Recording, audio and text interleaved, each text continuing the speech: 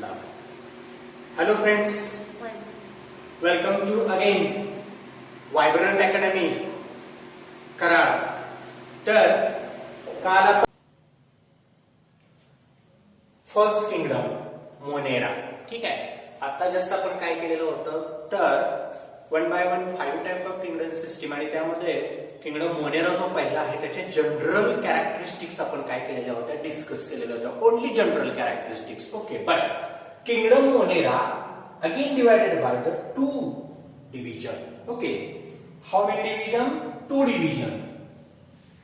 1 by 1 first Archibacteria. Listen carefully. Archibacteria. Biology मध्ये pronunciation सगळ्यात महत्त्वाचे असतात. स्पेलिंग मिस्टेक जे होतात ना ते आपले प्रोनाउन्सिएशन चुकीचे किंवा प्रोनाउन्सिएशन व्यवस्थित करता येत नाही. आपण सगळे असं धरून चालू की मराठी मीडियमचे विद्यार्थी असू तर आपल्याला प्रोनाउन्सिएशन करतानाच आपण गडबडतो आणि मग आपल्याला एक्झॅक्ट स्पेलिंग काय ते आपल्याला लक्षात येत नाही. त्याच्यामुळे प्रोनाउन्सिएशनला बारकाईने लक्ष द्या, ठीक आहे. Archibacteria, first division, and the second division, Eubacteria. Okay, so 1 by 1 we are discussing about first Archibacteria. Archibacteria काय आहे? आता जनरल कॅरेक्टर्स तेच रिपीट होणार जे आपण मोनेरा किंगडमचे बघितलेले होते, पण आर्चीबॅक्टेरिया मध्ये काही स्पेसिफिक कॅरेक्टर्स आहेत. तुम्हाला लक्षात येत असेल तर बघा, जस्ट मगाशी मी काय सांगितलं होतं तुम्हाला की किंगडम मोनेरा मध्ये असणारे ऑर्गॅनिझम कितीही हाय एक्स्ट्रीम एन्व्हायरमेंटल कंडिशन जरी असली तरी ते काय करत असतात, सर्व्हाइव्ह करत असतात. मग आर्चीबॅक्टेरिया हा ओल्डेस्ट काय आहे, टाईप आहे किंवा डिव्हिजन आहे किंगडम मोनेरा मधले. म्हणजे या पृथ्वीवरती सुरुवातीला जे सजीव अगदी एक्स्ट्रीम एन्व्हायरमेंटल कंडिशन मध्ये सर्व्हाइव्ह करू शकले ते म्हणजे कोणते? आर्ची. आर्चीचा अर्थ असतो जुना, ओल्ड, आधीचा, ठीक आहे. मीनिंग लक्षात घ्या. Archi, meaning of archi old, जुना, ठीक आहे. आर्ची सैराट मधली आर्ची नाही, ठीक आहे. आर्ची म्हणजे ओल्ड, जुना, ठीक आहे. आर्ची बॅक्टेरिया कसले बॅक्टेरिया? जुने असणारे, ओल्ड असणारे, सुरुवातीचे, ठीक आहे. So they have different cellular feature. Different cellular features यांच्यामध्ये म्हणजे काय, तर एक विशिष्ट प्रकारचे, वेगळ्या प्रकारचे जे इतर कुठल्या ऑर्गॅनिझम्स मध्ये बघायला मिळत नाहीत असे यांच्यामध्ये काही कॅरेक्टर्स बघायला मिळतात. पहिलेच एक्स्ट्रीमोफिल्स, ठीक आहे. आता याचं एक्झॅक्ट मीनिंग जे आहे ते व्यवस्थित समजून घ्या. एक्स्ट्रीमोफिल्सचा अर्थ असतो कितीही एन्व्हायरमेंटल कंडिशन प्रतिकूल असू दे, एक्स्ट्रीम कंडिशन असू दे, म्हणजे इथं सापडणारे एक्स्ट्रीमोफिल्स म्हणजे हे आर्चीबॅक्टेरिया. व्हॉल्कॅनिक जे इरप्शन होत असतं, मोठमोठे लावारस निघत असतात बघा, ठीक आहे. हे जे लावारस वेगवेगळ्या देशांमध्ये बघा तुम्हाला माहित असेल खूप लावा रस बाहेर निघत असतो कंटिन्युअसली, ठीक आहे. आजही काही पृथ्वीवरती असे भाग आहेत, भूभाग की जिथं सतत पृथ्वीच्या जन्मापासून ते आतापर्यंत सतत काय होत आहे, लावारस बाहेर येतोय. अशा व्हॉल्कॅनिक असणाऱ्या लावारसची ऍक्टिव्हिटी होत असते तिथं कुठलाही सजीव जिवंत राहू शकत नाही, पण हे आर्चीबॅक्टेरिया तिथं काय राहू शकतात, सर्व्हाइव्ह करू शकतात. म्हणून त्याला एक्स्ट्रीमोफिल्स असं म्हटलं जातं. They can survive very high extreme environmental condition. This is exact meaning of extremophils. Understand? Then next, halophils. What is halophils? आता halophils काय आहे, ठीक आहे, ते सुद्धा तेवढंच महत्वाचं आहे. आता हॅलोफिल्सचा अर्थ असतो सॅलिनिटी कंडिशन मध्ये ते सर्व्हाइव्ह करत असतात. What is salinity condition? Right down meaning of salinity condition. Salty. सॅलिनिटीचा अर्थ काय असतो? साल्टी. साल्टी म्हणजे समुद्र. कुठल्याही समुद्राची जी सॅलिनिटी चेक केली जाते म्हणजे कुठल्या समुद्रामध्ये मीठ, साल्ट किती जास्त आहे त्याला सॅलिनिटी असं म्हटलं जातं, ठीक आहे. मग अशा साल्टी कितीही खारं पाणी असू देत, ठीक आहे, अशा खाऱ्या पाण्यामध्ये काय केलं जातं, तर हे जे बॅक्टेरिया आहेत ते जिवंत राहतात. आता तुम्हाला एक एक्झाम्पल जर सांगायचं झालं तर मग तुम्ही म्हणाल सर समुद्राच्या पाण्यामध्ये कितीतरी सजीव सर्वाइव्ह करतात. एवढा मोठा व्हेल, देवमासा, ठीक आहे. आता व्हेल हा देवमासा नाहीये, पण आपण त्याला मराठीमध्ये देवमासा म्हणतो, ठीक आहे. तो मॅमल्स आहे, अॅनिमल मध्ये मॅमल जो क्लास आहे त्यामध्ये येतो. हा व्हेल असेल किंवा इतर मासे समुद्रामध्ये सर्वाइव्ह करतातच की. मग हॅलोफिल्स मध्ये हे कसे काय सर्वाइव्ह करतो, मग हे वेगळं कॅरेक्टर कसं काय? तर कितीही सॅलिनिटी काय असली तरी हाय सॅलिनिटी. कसली सॅलिनिटी? हाय, म्हणजे खूप जास्त प्रमाणामध्ये क्षार असतील.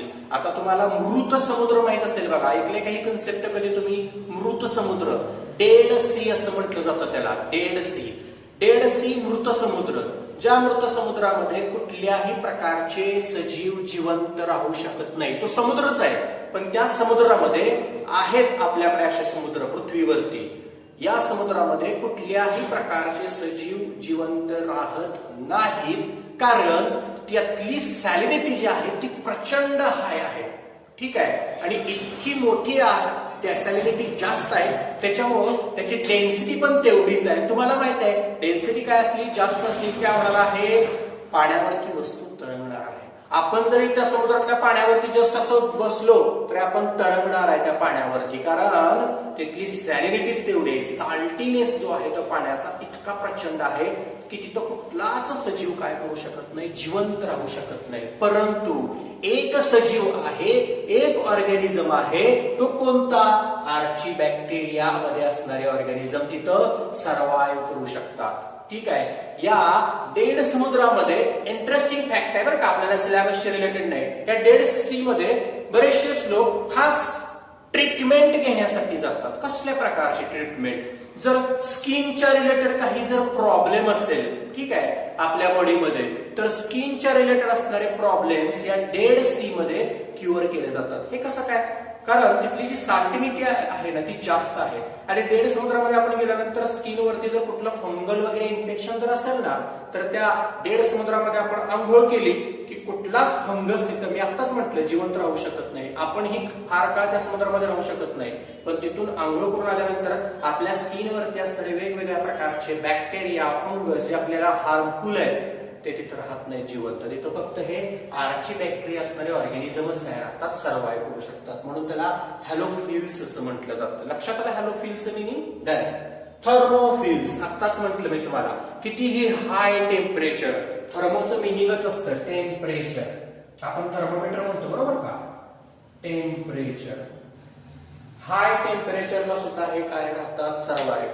200 डिग्री असू देत, 300 डिग्री असू देत, 400 डिग्री सेल्सिअस असू देत, इतक्या मोठ्या हाय टेम्परेचरला सुद्धा काय राहतात, हे जिवंत राहतात. हे डिफरंट फीचर्स आहेत. असे फीचर्स याच्यानंतर येणाऱ्या कुठल्याच किंगडम मध्ये नाहीयेत. म्हणून किंगडम मोनेरा, आताच मी तुम्हाला म्हटलं बघाशी बघा, किंगडम मोनेरा हा एक विशिष्ट, एक मोस्ट प्रिमिटिव्ह असणारा किंगडम आहे, ज्यामध्ये स्पेशल आणि डिफरंट फीचर्स बघायला मिळतात, कॅरेक्टर्स बघायला मिळतात, ठीक आहे. आता थर्मोफिल्स एक तर हाय टेम्परेचर झालं, ते एक सांगितलं तुम्हाला की खूप जास्त टेम्परेचरला, आणि काही कमी जास्त टेम्परेचरला सुद्धा जिवंत राहतात. म्हणजे काही रुमिनंट अॅनिमल्स असतात. रुमिनंट याचा अर्थ रवंथ करणारे, गाई, म्हैस, जे पटपट पटपट खातात आणि नंतर पुन्हा ते खाल्लेलं बाहेर काढतात आणि पुन्हा ते काय करतात, चगळत बसतात, नाही का? तुम्ही पाहिलं असेल रवंथ करताना कुठलाही अॅनिमल. हे रुमिनंट अॅनिमल्स असतात. यांच्या गटमध्ये, रुमिनंट अॅनिमल्स इन गट, गटचा अर्थ असतो इंटेस्टाईन, ठीक आहे. जर आज जी इंटेस्टाईन जे आहे आतड्यामध्ये, मोठ्या आतड्यामध्ये खास करून, जिथे फिकल मॅटर काय होत असतं, स्टोर होत असतं, या फिकल मॅटर मध्ये किंवा या आतड्यांमध्ये, लहान आतड्यामध्ये, मोठ्या आतड्यामध्ये हे बॅक्टेरिया सर्वाइव्ह राहतात. आणि फिकल मॅटर मधनं हे जेव्हा बॅक्टेरिया बाहेर पडतात तेव्हा ते कशामध्ये जाणार आहेत, डंग मध्ये जाणार आहे, शेणामध्ये जाणार आहेत ते बॅक्टेरिया. आणि हे आर्ची बॅक्टेरिया जे शेणामध्ये असतात ते कसले असतात, मिथॅनोजेनिक बॅक्टेरिया. तुम्हाला 10वीला झालेला आहे बायोगॅस प्रोडक्शन. हे मिथॅनोजेनिक बॅक्टेरिया काय करतात, बायोगॅसचं प्रोडक्शन करतात, ठीक आहे. बायोगॅस तयार करत असतात हे मिथॅनोजेनिक बॅक्टेरिया. ते कशामध्ये इन्क्लुडेबल आहेत, आर्ची बॅक्टेरिया. हा झाला पहिली डिव्हिजन, ठीक आहे, आर्ची बॅक्टेरिया ओल्ड असणारी. त्याच्यानंतर नेक्स्ट सेकंड यू बॅक्टेरिया. यूचा अर्थ काय असतो? जसा आर्चीचा अर्थ ओल्ड, तसा यूचा अर्थ काय? ट्रू. म्हणून पहिलंच कॅरेक्टर आहे काय? It is a true bacteria. ठीक आहे. देन नेक्स्ट काय आहे? सगळ्यात नेक्स्ट महत्वाचं म्हणजे काय? तर या असणाऱ्या यू बॅक्टेरियामध्ये अजून काय आपल्याला बघायला मिळते? तर सेल वॉल. ठीक आहे. तर ही सेल वॉल सुद्धा काय आहे? सगळ्यात महत्वाची आहे. ही सेल वॉल कशापासून बनते? पेप्टिडोग्लायकेन पासूनच बनत असते. हे कॅरेक्टर इथे ऍड करायचं आहे. सेल वॉल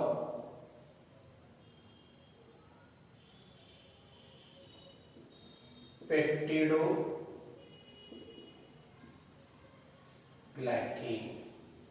ठीक आहे. अशा प्रकारची काय असते? यांची सेल वॉल असते. देन याच्यात दोन प्रकारचे ऑर्गॅनिझम असतात. एक ऑटोट्रॉप्स असतात आणि एक हेटेरोट्रॉप्स असतात. ऑटोट्रॉप्स असतात ते GSB. What is GSB? Green sulphur bacteria. Full form काय आहे? जीएसबी. तुम्ही द्यायचं नाही असा, फुल फॉर्म मध्ये लिहा ग्रीन सल्फर बॅक्टेरिया. ठीक आहे. ग्रीन सल्फर बॅक्टेरिया नावातच आहे ग्रीन, म्हणजे त्याच्यामध्ये काय प्रेझेंट असणार आहे? क्लोरोबियम.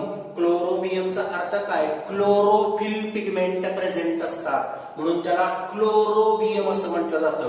वर्ड टू वर्ड लक्षात ठेवायचं. Green sulphur bacteria it means chlorobium, chlorophyll pigment present. आणि अजून दुसरे पण असतात. दुसरं नाव आहे क्रोमॅटिन, सॉरी क्रोमॅटियम. काय म्हटलं जातं त्याला? क्रोमॅटियम. क्रोमॅटियमचा अर्थ असतो किमोसिंथेटिक बॅक्टेरिया. क्लोरो आला म्हणजे ते फोटोसिंथेटिक झाले. ठीक आहे. कोणते झाले ते? फोटोसिंथेटिक.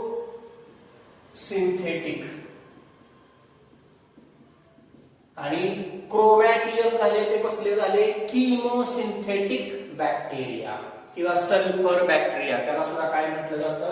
किमोसिंथेटिक sulphur bacteria. ओके. हा ऑटोट्रॉप्स मध्ये त्यांचं फोटोसिंथेसिस आणि किमोसिंथेसिस. ठीक आहे. त्याच्यानंतर next there are mostly multicellular filamentous body, not unicellular. इथं ऑटोट्रॉप्स मध्ये बघायला मिळणारे हे जे यू बॅक्टेरिया आहेत हे मल्टीसेल्युलर आहेत. ठीक आहे. Present in fresh water. Okay. Then it is covered by mucilaginous sheath. यांच्या जी बॉडीवरती जी कवरिंग बघायला मिळतं, लेअर बघायला मिळतो, तो म्युसॅलिजिनस काय बघायला मिळते? शीथ कवरिंग बघायला मिळतं. इथे एक एक्झाम्पल दिलंय तुम्हाला सायनोबॅक्टेरिया नावाचा. ठीक आहे. हा सायनोबॅक्टेरिया नावाचा जो तुम्हाला ऑर्गॅनिझम, ज्याला नोस्टॉक असं म्हटलं जातं, नायट्रोजन फिक्सेशन मध्ये या ऑर्गॅनिझमचा रोल सगळ्यात इम्पॉर्टंट आहे. आता हे नायट्रोजन फिक्सेशन कुठं झालेलं आहे? इयत्ता 8वी मध्ये तुम्हाला नायट्रोजन स्थिरीकरण नावाचा पॉइंट होता. ठीक आहे.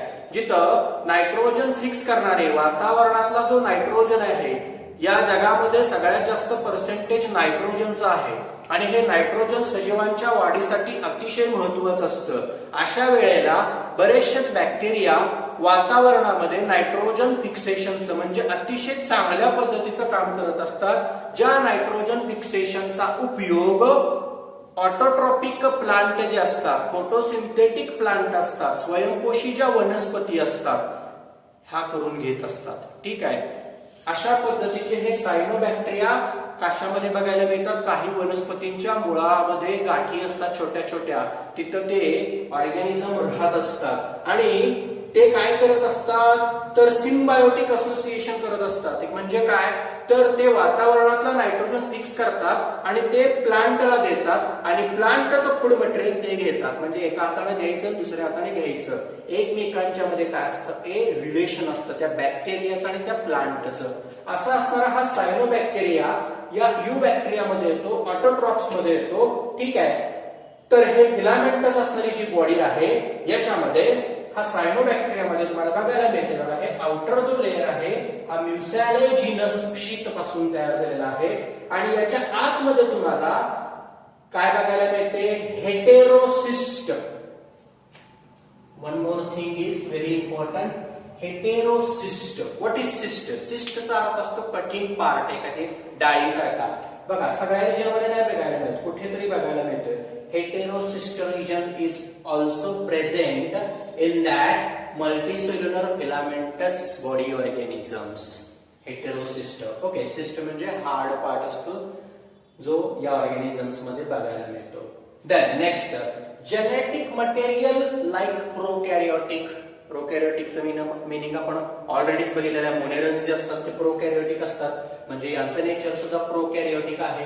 आणि जे पिगमेंट याच्यामध्ये बघायला मिळतात, फोटोसिंथेटिक पिगमेंट और किमोसिंथेटिक पिगमेंट जे बघायला मिळतात ते क्लोरोफिल. आतापर्यंत मी फक्त क्लोरोफिल बघितलंय, पण क्लोरोफिल मध्ये 7 प्रकार पडतात वेगवेगळ्या प्रकारचे. कॅराटिनॉइड्स असतात, झॅन्थोफाइल्स असतात, क्लोरोफिल ए असतो, बी असतो, असे वेगवेगळे टाइप्स असतात क्लोरोफिल पिगमेंटचे. ठीक आहे, तर यांच्यामध्ये कोणकोणते टाइप्स बघायला मिळतात? तर क्लोरोफिल ए, क्लोरोफिल बी, झॅन्थोफिलस. ठीक आहे, हे फोटो पीपी म्हणजे फोटोसिंथेटिक पिगमेंट याच्यामध्ये बघायला मिळतात. ठीक आहे, आणि फिलामेंटस बॉडी जी आहे इथं जी बघायला मिळते फिलामेंटस, त्याच्यामध्ये हेटेरोसिस्ट नावाचा पार्ट तुम्हाला तिथं बघायला मिळतोय. ठीक आहे, देन हे झाले ऑटोट्रॉप्स. या बॅक्टेरियामध्ये असणारा हा पहिला टाइप. दुसरा टाइप आहे तो हेटेरोट्रॉप्स आहे. आर्ची बॅक्टेरियामध्ये असे टाइप्स नव्हते बघितले आपण, पण इथं बघायला मिळत आहेत. ऍडव्हान्स आहेत ना याच्यापेक्षा, ट्रू आहेत. हेटेरोट्रॉप्स मध्ये मोर म्हणजे याचा नंबर जो आहे तो अबंडंट आहे, खूप आहे, जास्त आहे, प्रचंड आहे ऑटोट्रॉप्स पेक्षा. ह्याच्यात डिकम्पोजर्स येतात. डिकम्पोजर्सचा अर्थ असतो कुजणे. कुजण्याची जी प्रक्रिया असते, कुजवण्याची प्रक्रिया, हे कुजणारे ऑर्गॅनिझम्स किंवा कुजवण्याची प्रक्रिया करणारे ऑर्गॅनिझम याच्यामध्ये बरेचसे बघायला मिळतात. Anaerobic bacteria. What is mean by anaerobic? जे विदाउट ऑक्सिजन रेस्पिरेशन करतात त्यांना अनएरोबिक म्हणतात.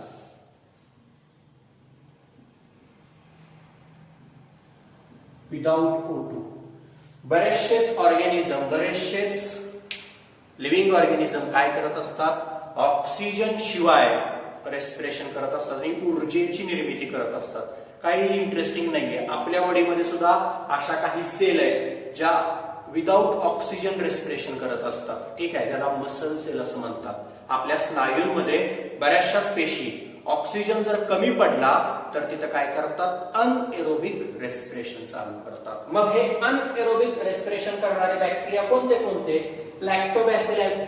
दह्यामध्ये, कर्डमध्ये बघायला मिळणारा लॅक्टोबॅसिल आहे, हा सुद्धा अनएरोबिक रेस्पिरेशन करतो. हेटेरोट्रॉप्स आहे, दह्यामध्ये वाढतो, म्हणजे दही हे त्याचं मीडियम आहे, खाद्य आहे.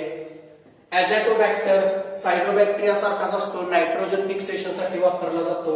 अँटीबायोटिक, अँटीबायोटिकचा अर्थ असतो बॅक्टेरियांना खाणारे. कुठल्या बॅक्टेरियांना? दुसऱ्या बॅक्टेरियांना खाणारे. ठीक आहे, म्हणजे हेटेरोट्रॉप्स आहेत, दुसऱ्यावर डिपेंड आहेत. असे अँटीबायोटिक खूप आहेत. पेनिसिलियम नावाचं, स्ट्रेप्टोमायसिट्स ऐकलं असतील बाबा तुम्ही आजारी पडल्यानंतर डॉक्टर तुम्हाला अँटीबायोटिकच्या टॅबलेट देतात. अँटीबायोटिक याचा अर्थ असतो त्या टॅबलेट्स मध्ये दुसरे ऑर्गॅनिझम्स असतात जे अँटीबायोटिक्स आपण गेल्यानंतर आपल्या ज्याच्यामुळे इन्फेक्शन झाले त्यांना ते खाऊन टाकतात, मारून टाकतात आणि मग आपण व्यवस्थित होतो. ज्यांच्यामुळे आपल्याला इन्फेक्शन झालेलं असतं ना त्यांना ते खातात, म्हणून त्याला अँटीबायोटिक असं म्हटलं जातं. एक एक्झाम्पल दिले स्ट्रेप्टोमायसिट्स. ठीक आहे, सम पॅथोजेन्स. याच्यात एवढंच नाही तर थांबत. ठीक आहे, म्हणजे हे सगळे युजेबल झाले, त्याचा सगळा युज होतो ह्युमन बिंगला. तुम्हाला क्वेश्चन येणार आहे नंतर होमवर्कसाठी, मी सांगणार आहे की युजफुल आणि हार्मफुल असणारे किंगडम मोनेरामध्ये कोणकोणते बॅक्टेरिया आहेत जे युजफुल आहेत ह्युमन बिंग साठी आणि हार्मफुल आहेत. त्याचा एक चार्ट क्रिएट करायचा आहे तुम्ही होमवर्कसाठी. त्यासाठी इथं बारकाईने लक्ष द्या, कोणते कोणते युजेबल सांगतोय. लॅक्टोबॅसिल, ॲझॅटोबॅक्टर, सायनोबॅक्टेरिया हे युजफुल आहेत आपल्याला. इथं मिथॅनोजेनिक बॅक्टेरिया हे सुद्धा युजफुल आहेत, बायोगॅस प्रोडक्शन करतायत. ह्युमन साठी ते ह्युमन वेलफेअर आहेत. ठीक आहे, देन सम आर पॅथोजेन्स. कोणते कोणते? टायफॉइड. साल्मोनेला टायफी नावाचा बॅक्टेरिया असतो ज्यामुळे टायफॉइड नावाचा काय होत असतो? डिसीज होत असतो. हा सुद्धा यू बॅक्टेरियामध्ये जातो, म्हणजे हा हार्मफुल आहे आपल्याला. टायफॉइडचा तर तुम्हाला माहित असेल. कॉलरा, कॉलरी नावाची स्पेसिस आहे या बॅक्टेरियामध्ये, ह्याच्यामुळे सुद्धा काय होत असतो? तर डिसीजच क्रिएट होत असतो. टीबी. ठीक आहे, ट्युबरक्युलोसिस ज्याला म्हटलं जातं, मायकोबॅक्टेरियम ट्युबरक्युली नावाचा एक बॅक्टेरिया आहे, त्यामुळे काय होत असतो, हा ट्युबरक्युलोसिस होत असतो. टिटॅनस तुम्हाला माहित असेल, 6 महिन्याला आपण टिटॅनसचे इंजेक्शन घेत असतो. वेगवेगळ्या प्रकारच्या लोखंडाच्या वस्तू वगैरे, लोखंडाच्याच असं काही नाहीये, पण अशा काही वस्तू ज्या काय असतात, कंटॅमिनेटेड असतात, ठीक आहे, दूषित असतात, ज्या वस्तू आपल्याला लागल्यानंतर त्यांचा डायरेक्ट कॉन्टॅक्ट आपल्या बॉडीच्या आतमधल्या पेशींशी येतो, ठीक आहे, मग तिथं वेगवेगळ्या प्रकारचं इन्फेक्शन होतं, पण ते इन्फेक्शन जाणवत नाही, ती जखम सुद्धा बरी होती, पण बरेचसेच एन्व्हायरमेंट मध्ये असणारे हार्मफुल बॅक्टेरिया आत जातात, त्यातला हा टिटॅनस आतमध्ये जातो, ठीक आहे. त्यामुळे आपण टीटीचं जे इंजेक्शन घेतो ते या प्रकारच्या बॅक्टेरियांना काय करण्यासाठी, हार्मफुल बॅक्टेरियांना मारण्यासाठी, त्यामध्ये एक्झाम्पल टिटॅनस, ठीक आहे. त्याच्यानंतर या यू बॅक्टेरियामध्ये ऑटोट्रॉप्स, हेटेरोट्रॉप्स यांच्या व्यतिरिक्त अजून एक लिव्हिंग ऑर्गॅनिझम आहे, लिव्हिंग फॉर्म आहे, ठीक आहे, जो या दोघांच्या मध्ये येत नाही, थोडासा वेगळा आहे, म्हणून त्याला वेगळा बसवलाय. म्हणजे त्याचं नेचर जे आहे थोडंसं हेटेरोट्रॉपिकच आहे, पण हे या दोन्हीपेक्षा थोडेसे वेगळे कॅरेक्टर्स दाखवतात. त्याला म्हटलं जातं मायकोप्लाझ्मा. दिस इज स्मॉलेस्ट लिव्हिंग फॉर्म. जगामध्ये सगळ्यात छोटा ऑर्गॅनिझम कोणता असेल तर या मायकोप्लाझ्मा मध्ये सापडणारे बॅक्टेरिया बघायला मिळतात, जे फार छोट्या साईजचे असतात, ठीक आहे. म्हणजे व्हायरस हा ऑर्गॅनिझम लिव्हिंग आहे का नॉन लिव्हिंग आहे, इथं व्हायरस आपण कुठं स्टडी करत नाही. व्हायरस हा किंगडम, या 5 टाईप ऑफ किंगडम मध्ये व्हायरस बसतच नाही. का बसत नाही? कोरोना सुद्धा येतात, तुम्हाला माहिती कोविड-19 व्हायरस आहे, पण ह्या किंगडम 5 किंगडम मध्ये कुठेच बसत नाही. ते एक वेगळाच ग्रुप आहे. तो कसा वेगळा आहे, का वेगळा आहे, याचंही डिस्कशन आपल्याला याच टॉपिक मध्ये बघायचंय, याच चॅप्टर मध्ये बघायचंय.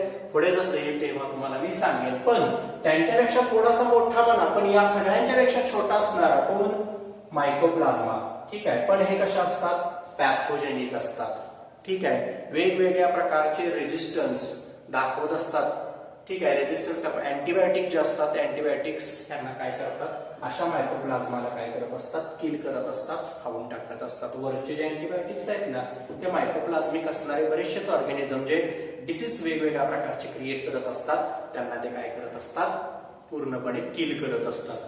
तर हा झाला मायकोप्लाझ्मा.